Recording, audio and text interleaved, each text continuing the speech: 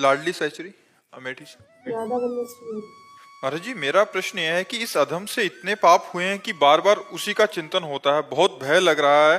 गुरुदेव भगवान, हम आपकी शरण में हैं, आप हमें दंड दें या प्रायश्चित करवाएं। भगवान की शरण में सब हो। भगवान अहम त्वाम सर्व पापेभ्यो मोक्षयिष्यामि मा शुचः।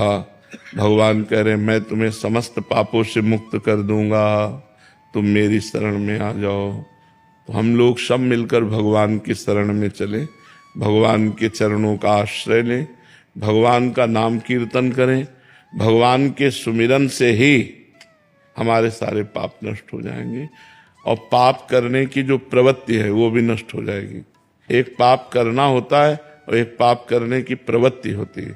तो पाप हुआ, प्रायश्चित हो गया, पर प्रवृत्ति नष्ट नहीं हुई तो फिर पाप करा देगी। तो नाम जब तो नष्ट करता है ये पाप को, पाप की प्रवृत्ति का भी नाश कर देता है। तो हमें खूब नाम जप करना चाहिए भगवान की शरण होकर, जिससे हमारे सारे पापों की प्रवृत्ति का ही नाश हो जाए। महाराज जी, पाप नष्ट हो गए हैं, इसका क्या थर्मामीटर है? हृदय निर्मल हो जाएगा, हृदय शांत हो जाएगा, चिंता भय शोक नहीं लगेगा। उस पाप का भी फिर चिंतन नहीं होगा? नहीं, उस पाप का भी चिंतन नहीं। ये मतलब उसका ये आंकलन? हाँ, जब तक वो चिंतन होकर जलाता रहे तब तक अभी है, और जब चिंतन है उसका खत्म हो गया, केवल भगवान का चिंतन हो रहा, तो वो पाप गया। फिर तो सहजानंद अपने आप पाप के नष्ट होते ही आनंद की अनुभूति होने लग जाएगी। बिल्कुल बिल्कुल। महाराज जी, चिंतन निरंतर बढ़े और मन के विकार दूर हो, उसके लिए क्या करना चाहिए? हठ पूर्वक भजन, जबरदस्ती भजन, अपनी जबान से जबरदस्ती नाम जप। कोशिश करने के बाद भी कई बार मन संसार में मन भागने से कुछ लेना देना नहीं, जबरदस्ती नाम जप जबान से। यह जिह्वाग्य वर्तते नाम तुभ्यम, जिसकी जिह्वा के अग्रभाग पर आपका नाम विराजमान है। और नाम जप का प्रयास करने के बाद भी कई विकार कम नहीं हो रहे, मन के विकार हो जाएंगे, धीरे धीरे हो जाएंगे। बड़ा वृक्ष जब जड़ से उखड़ता है तो महीनों हरा भरा दिखाई देता है, लेकिन जड़ उसकी उखड़ गई है। अब नाम जप हम कर रहे हैं तो संसार रूपी दोषों की जड़ उखड़ गई है, धीरे धीरे वो शांत हो जाएंगे। मन से करना चाहिए या जबान से? जबान से, जबान से, क्योंकि मन तो तब लगेगा जब पवित्र हो जाएगा। मन तो तब लगता है जब पवित्र हो जाता है। अभी अपवित्र मन है, वो भोगों में जाएगा, तो हम इसको पवित्र कैसे करें? ये राम नाम मणिदीप धरी, जीह दे हरि द्वार, तुलसी भीतर बाहिरो, जो चाह सोचार। भगवान के नाम रूपी मणि को जीभ रूपी द्वार पे रख लो तो हृदय भी पवित्र हो जाएगा और बाहर भी पवित्र हो जाएगा। महाराज जी, एक बार पवित्र होने के बाद फिर अपवित्र होने की दशा रहती है? हाँ, जब तक भगवत साक्षात्कार नहीं हो जाता तब तक यही दशा चलती रहती है, पवित्र फिर अपवित्र, पवित्र फिर अपवित्र। और जब ज्ञान हो जाता है तब परम पवित्र हो जाता है, फिर अपवित्र नहीं। महाराज जी, रुचि ना आए तब रुचि नहीं आती है, ये रुचि भजन में रुचि पाप के कारण नहीं आती। जब पाप नष्ट हो जाएगा तो भजन में रुचि हो जाएगी, भगवान में रुचि हो जाएगी। पाप नष्ट हो जाए बस। रुचि ना आने पर भी करें। हाँ, जबरदस्ती। तभी इनसे कहा हठ पूर्वक भजन करना, जबरदस्ती भजन करना। मन लगे ना लगे हमें भजन करना है।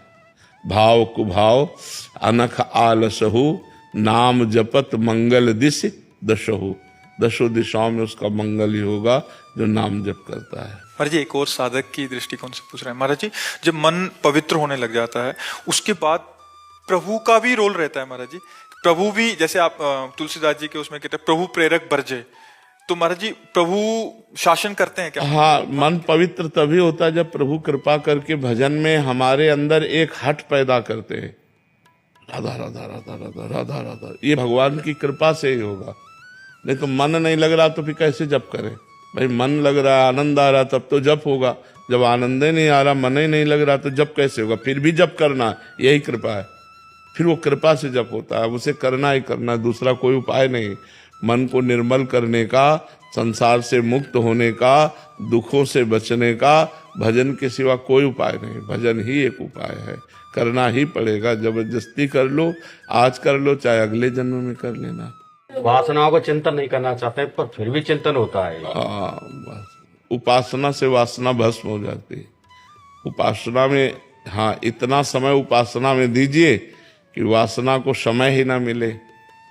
हर समय हमारा बीजी, तो अंदर से जो दुर्वासना मम सदा परिकर्षयन्ति, दुर्वासनाएं जो हमें खींचती हैं वो धीरे धीरे शिथिल हो जाएगी, पर अधिक भजन होने पर। जब चलता रहता कंटिन्यू फिर भी वो वासना का चिंतन होता आप वैसे हमने कई बार बताया है, अगर हमारा पाप 500 ग्राम है और भजन 50 ग्राम है तो हमें अनुभव में नहीं आएगा।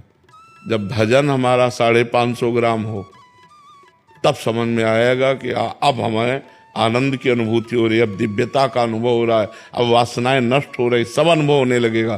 पर अभी तो पहाड़ का पहाड़ पाप जमा है और भजन बहुत थोड़ा है, इसलिए हमें भजन करते रहना चाहिए, चिंता नहीं करनी।